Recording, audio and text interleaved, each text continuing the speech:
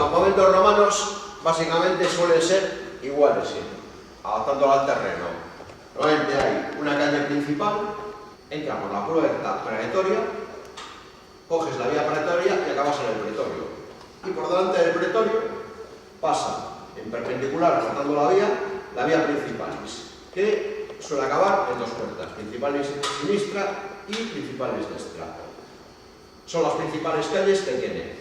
Y a partir de ahí se organiza siempre igual, de manera que daba lo mismo en qué parte del mundo estuvieras.